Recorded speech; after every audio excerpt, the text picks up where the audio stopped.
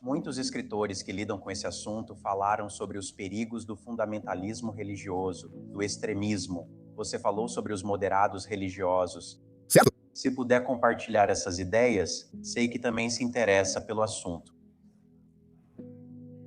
Bem, um exemplo disso, embora não seja particularmente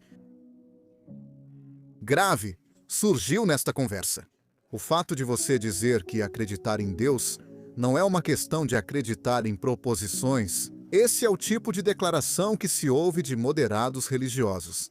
Não sei como você se descreveria, mas eu sou um fanático e você não. Mas não sobre isso. O problema de dizer isso é que, na prática, você está defendendo que isso é o que a religião deveria ser, essencialmente. E ainda assim, isso se torna uma afirmação descritiva. É isso que a religião é. Assim, nós podemos escorregar para um modo de não reconhecer o quanto de trabalho insano e quanto sofrimento humano desnecessário está sendo perpetuado. Devido às proposições explícitas das pessoas modernas, Isso é considerado aceitável e você nem percebe como as coisas estão ruins. primeiro, os moderados querem que a fé em si seja respeitada a todo custo e querem que o projeto básico de criar crianças para serem judias, muçulmanas ou cristãs seja respeitado. E nesse contexto, muitas vezes é muito difícil avaliar honestamente o quanto de sofrimento humano desnecessário está sendo produzido diariamente pela religião. Quando a ciência começou, o objetivo de alcançá-la já existia, mas não sabíamos o suficiente. Hoje em dia, no final do século XX e início do século XXI, ainda não sabemos tudo. Mas já conquistamos muito em termos de compreensão. Agora entendemos essencialmente como a vida surgiu. Sabemos que somos todos primos de todos os animais e plantas. Sabemos que descendemos de um ancestral comum que pode ter sido algo parecido com uma bactéria.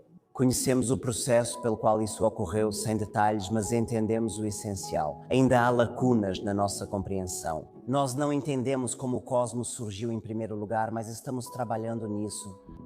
A atividade científica é uma busca ativa por lacunas em nosso conhecimento, uma busca pela ignorância para que possamos trabalhar para preencher essa ignorância. Mas a religião nos ensina a ficar satisfeitos sem realmente entender cada uma dessas questões difíceis que surgem. A ciência diz, certo, vamos arregaçar as mangas e trabalhar nisso. A religião diz, Deus fez isso, não precisamos trabalhar nisso, Deus fez isso. É tão simples quanto isso, nós não temos força de propulsão. Nos empurrar a tentar entender a religião entorpece o impulso de compreender, porque a religião oferece uma explicação fácil, simples e aparente. Embora, como veremos mais tarde esta noite, na verdade não seja uma explicação e isso impede o avanço do trabalho sobre o problema. Você está falando sobre a improbabilidade de tudo isso surgir a partir da química primitiva da Terra. Quero dizer, não precisamos de um designer inteligente para isso? São afirmações científicas. E é irônico que as pessoas religiosas geralmente falem sobre humildade, falem sobre arrogância, estando do lado da ciência. E então, num piscar de olhos, opinam sobre afirmações científicas e fazem declarações sobre a natureza do universo que nenhum cosmólogo pode fazer, que nenhum biólogo pode fazer. Quero dizer, Isso é, cosmólogos e biólogos fazem as mesmas afirmações que eu, mas elas não são científicas e sim filosóficas. bem, muitas delas são científicas. Quero dizer, quando você está falando sobre probabilidades, quando está falando sobre a relação da mente com a matéria, essas são afirmações científicas. E nós sabemos que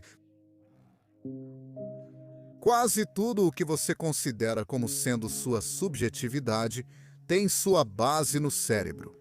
E nós sabemos disso, com uma exceção, quero dizer. Eu já escrevi sobre isso, que ainda não reduzimos a própria consciência a isso. É uma exceção bastante formidável. É enorme, mas todo o resto que você considera como parte da sua mente, sua capacidade de reconhecer rostos, falar inglês e formar conceitos. Quero dizer, As pessoas têm essa ideia ingênua. Quando você se imagina como uma alma que talvez sobreviva à sua morte, você está se imaginando muito intacto. Quero dizer, as histórias de entrar no túnel de luz e reconhecer a vovó envolvem uma boa dose de mentalidade. Mentalidade que sabemos que pode ser prejudicada no nível do cérebro, porque vemos essas queixas neurológicas o tempo todo. E a proposta é que, se você danificar um pouco o cérebro, você destrói o inglês e a capacidade de reconhecer rostos. Mas, se você danificá-lo totalmente, na morte, eis que a alma, ainda capaz de reconhecer a vovó, vai se desprender do cérebro e entrar em um túnel de luz. Essas são afirmações científicas muito ingênuas.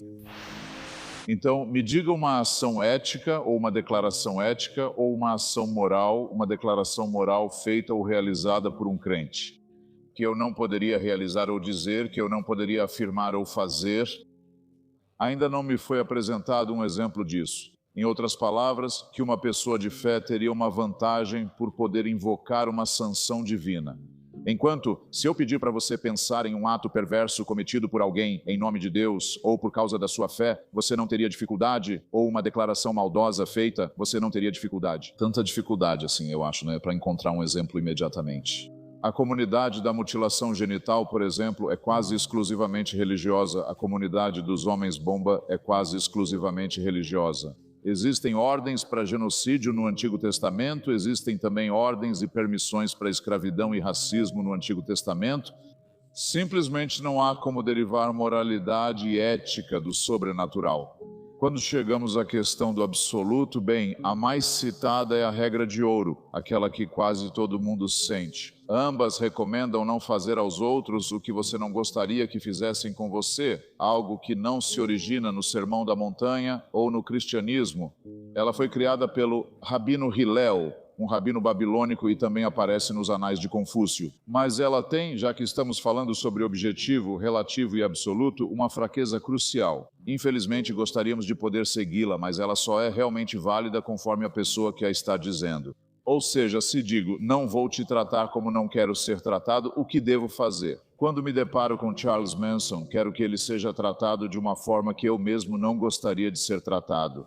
Qualquer outra coisa certamente seria completamente relativista, então o argumento não avança em nada ao dizer que eu não poderia saber nada disso, que eu não poderia ter nenhum impulso moral, que eu não poderia decidir por mim mesmo. Se eu vejo uma mulher grávida sendo chutada no estômago por ela estar grávida, isso obviamente é pior do que se fosse apenas uma mulher que não estivesse grávida sendo chutada no estômago. Isso faz parte do meu patrimônio como ser humano. É parte da solidariedade emocional essencial que eu preciso ter com meus semelhantes. Para nos fazer perceber que somos irmãos e irmãs, uns com os outros, somos dependentes uns dos outros, temos deveres, temos expectativas em relação uns aos outros. E que, se não tivéssemos isso e não tentássemos cumpri-los, não teríamos chegado tão longe quanto chegamos. Não poderíamos ter evoluído como espécie, nunca poderíamos ter tido uma sociedade. Nunca foi encontrada uma sociedade onde o estupro, o assassinato e o perjúrio não sejam condenados. Só pense em como um livro seria bom. Só pense em como um livro seria bom se fosse escrito pelo Criador do Universo. Não há uma única frase em qualquer livro da Bíblia que não pudesse ter sido escrita por alguém vivendo na Idade do Ferro. Esse é um problema para afirmar que este é o melhor livro que temos. O lugar para depositar nossa fé é na conversa humana. É só isso que temos para trabalhar. E a escolha é ter uma conversa verdadeiramente moderna do século XXI, aproveitando todas as ferramentas e toda a riqueza do esforço humano. Esse é o nosso legado. Ou podemos fixar nossa conversa em um século anterior, pode ser o século VII se você for muçulmano, pode ser o século V a.C. se você for judeu. E podemos privilegiar uma conversa que foi tida naquela época entre pessoas que mal conseguiam ver a sabedoria de trocar seu filho por um bode em um sacrifício. E dignificar as reivindicações deles de compreender a realidade com algum tipo de presciência especial.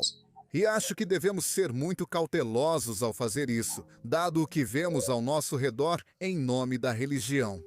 Obrigado.